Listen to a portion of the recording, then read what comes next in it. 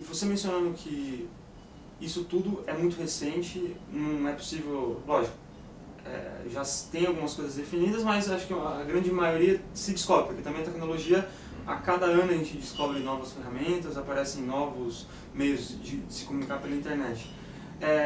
Vira e mexe a gente encontra notícias, por exemplo, um garoto lá nos Estados Unidos matou a mãe porque o pai escondeu o videogame dele, ele não podia jogar um jogo, aí o pai guardou o videogame dentro de uma caixa com uma arma, ele foi lá, pegou o videogame, pegou a arma, e quando os pais chegaram em casa, ele atirou na mãe, atirou no pai, feriu gravemente e matou a mãe. Aí sempre tem o pessoal que diz, não, foi o jogo, ou foi o videogame que matou, então que fez com que essa pessoa...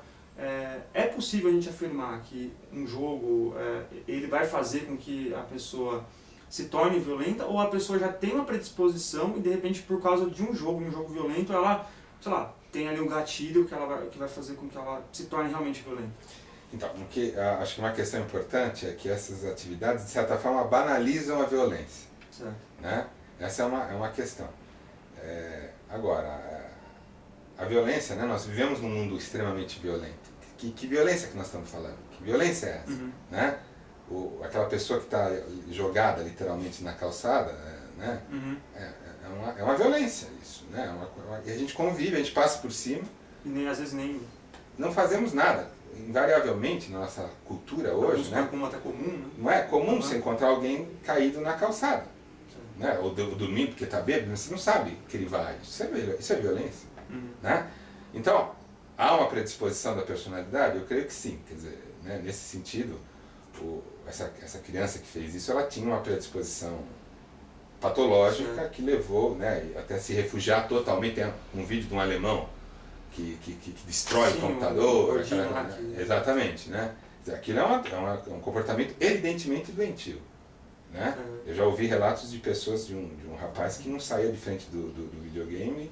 Ele fazia as suas necessidades na frente do computador, pegava e arremessava a cueca pela janela. Mas isso não é o computador que fez. Não é o computador, entendeu? Quer dizer, enfim, mas é uma predisposição que, com esse ambiente virtual, foi facilitada para aquela pessoa. Mas vai dizer que todas as pessoas são assim? Não, não são. Então existem, né, é um ambiente que tem muita coisa saudável. Depende do olhar que a gente dá para ele. E isso vem muito da educação também. Né? O pai, não adianta o pai virar, não, foi porque ele estava jogando. Não, mas se a gente for ver um histórico familiar e tal, nesse caso que aconteceu lá fora, o pai simplesmente pegou o videogame, colocou numa caixa e proibiu que o menino jogasse. Isso proibir, isso ajudaria, ou ele de repente deveria ter conversado com o filho, conhecer as ansiedades dele e tal, simplesmente proibir que ele jogasse o jogo? Na proibição, nesse sentido, foi uma punição. Né? Então a punição, do ponto de vista comportamental, ela não extingue o comportamento. Ela restringe, né? Ela bloqueia, porque a pessoa está sendo efetivamente punida, mas isso não quer dizer que ela não vai fazer de novo. Então naquele momento despertou uma raiva naquele menino. Né? Será que o pai alguma vez na vida tomou essa atitude? Isso tudo tem que ser entendido. Né? Porque o que acontece? A mídia pega e divulga que fulano matou a mãe na hora que o pai tirou o videogame. Ele já tirou esse videogame outras vezes? Não sei.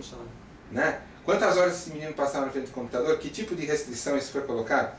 Tudo isso precisa ser analisado. E o que a gente pega? A gente corta só naquele fato e restringe a coisa daquele fato. Então, foi por causa da restrição do videogame que o menino tomou essa ação. Foi.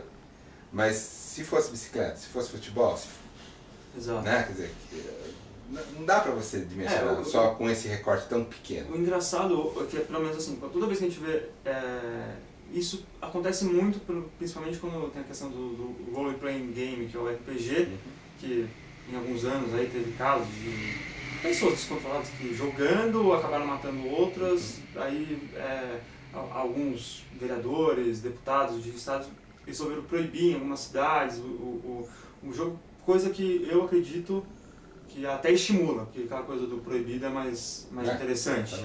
Né? Agora, a gente não vê tipo, na imprensa, por exemplo, ninguém dizendo, aquela menina ficou grávida porque assistiu, sei lá, de repente na Malhação ou em alguma novela que a tal menina resolveu ficar grávida para conquistar tal. E a gente tem altos índices de gravidez na adolescência, de mães, né, precoces, mas ninguém... Será que de repente a mídia em si, ela incita juízos sobre determinados meios de comunicação, mídias, para de repente tirar o interesse, fazer com que você fique só ali, de repente assistindo TV, o filme, etc. Eu acho que isso é uma coisa muito importante, porque a opinião pública é feita a partir desses veículos de comunicação de massa, não é verdade? Então, isso é de extrema importância.